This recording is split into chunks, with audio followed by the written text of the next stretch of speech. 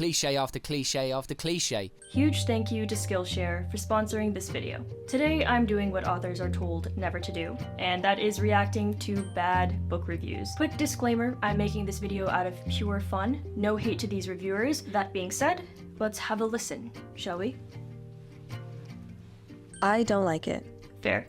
You ever get a lecture from your granny or mum about spending too much time on the screen? If yes, then you'll experience a similar thing in this book. It tries to talk about the digital revolution and teenage culture, but it's so preachy and cliche and with clearly not a lot of research done that it just comes off as annoying and cringy. This is rather a common complaint with Capsule, is that the message was too preachy, too anti-technology, which isn't what I was trying to say. Other than that, the characters are uninteresting and I didn't care about them much, the pacing is poorly managed, dialogue is also poor, and flat-out explanations about characters and settings that are trying to be poetic are used way too much. Wow, that was a big list of criticisms there.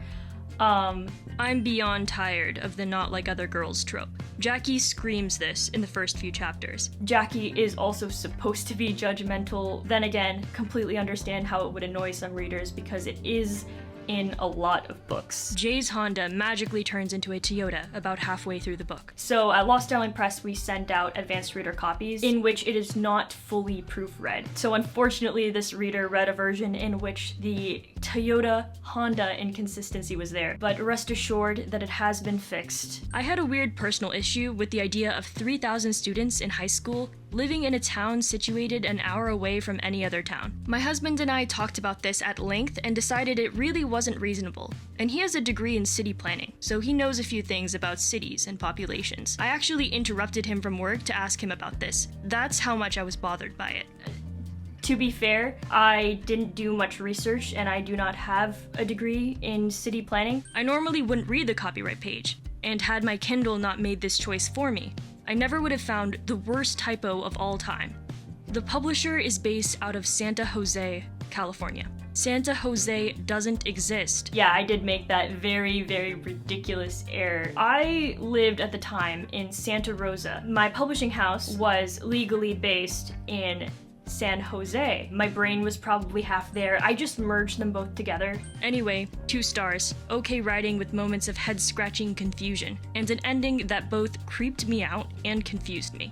I'm sorry that the ending creeped you out. I'm not sure what about it was creepy. I picked this up because I'm obsessed with books about games, but that wasn't really what this was. And I feel like given the premise, my expectations were pretty fair. This made for a pretty boring read.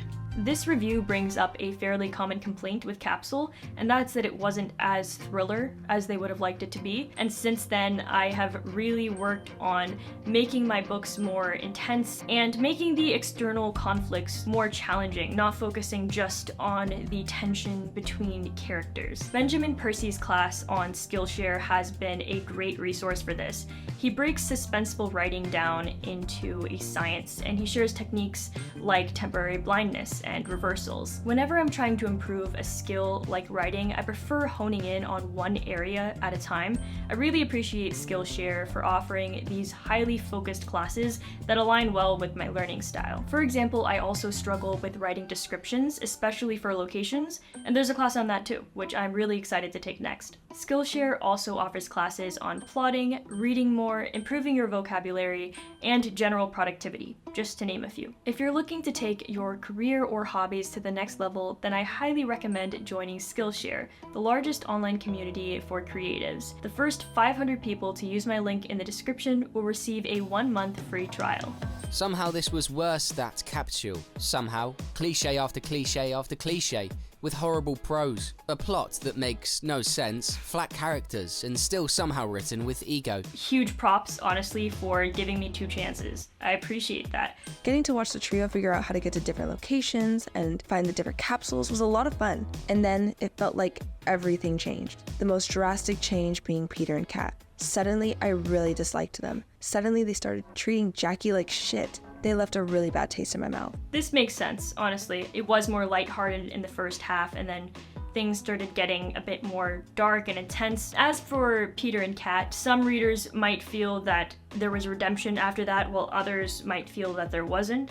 So I completely understand where this reviewer is coming from. The characters in this book were generally way too overdramatic, judgmental, irrational, and at times contradictory. Jackie, when she thinks her brother is being a drama queen for being sad over two students who have literally disappeared from their high school, is just, are you dumb? Eye roll, lol. But no, the logical response was to instantly dub him a drama queen, lol. There were a couple of disastrous events that took place while I was in high school that affected certain students. At least at my school, it wasn't actually a big deal to a majority of students. It was mainly just a point of gossip. Every time Peter referenced his internet blog unironically, I cringed, lol. Who in the world uses the expression entitled feline? Honestly, I cringed too at a lot of the Peter lines. If you guys have read my work beyond Capsule, you'll notice I really like awkward humor. Peter says he and his uncle were really close. But then literally, just a few lines later, he admits that they didn't really see each other a lot. Well then how in the world can you claim that you two were even close, Peter?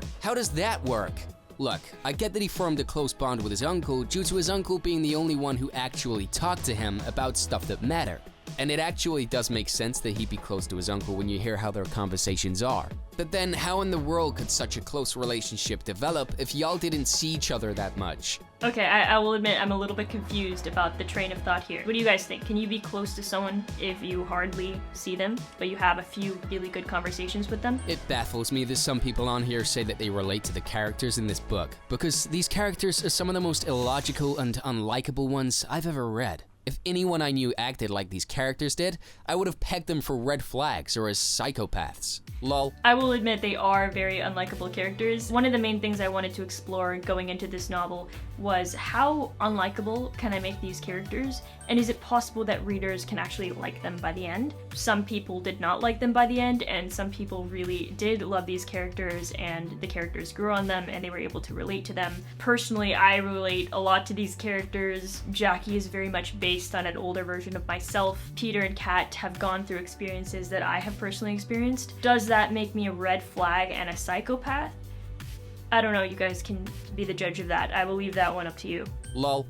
I didn't have a problem not knowing, spoiler. What I didn't understand, however, was why the characters kept getting mad at the game for being cruel to them. The frustration was confusing because it was like people blaming the YouTube algorithm instead of those who are actually programming the thing to do what it does. The misplaced anger made no sense to me because when you're in a game, it's not the game's fault that you're in the situation you're in. It's the creator of the game's fault. But also, if you don't know who the creator is, kind of makes sense to just blame the closest next thing, which is the game. Capsule isn't a book I'd recommend to anyone, except to maybe a middle school aged reader. Oh, that's nice, at least. But even then, I don't think I recommend it to them, due to how unrealistic and horrible the characters are. Aw. I thought you'd at least recommend it to the middle schoolers. Anyways, if you guys enjoyed this video, please give it a like and comment your thoughts below. I always love hearing from you. And again, I just want to stress, no hate to these reviewers. I'm just having a little bit of fun here, and I genuinely do appreciate all reviews, even ones with criticism. I also want to mention that a lot of these reviews have been condensed just to keep this video at a manageable length. Anyways, I will see you in the next one.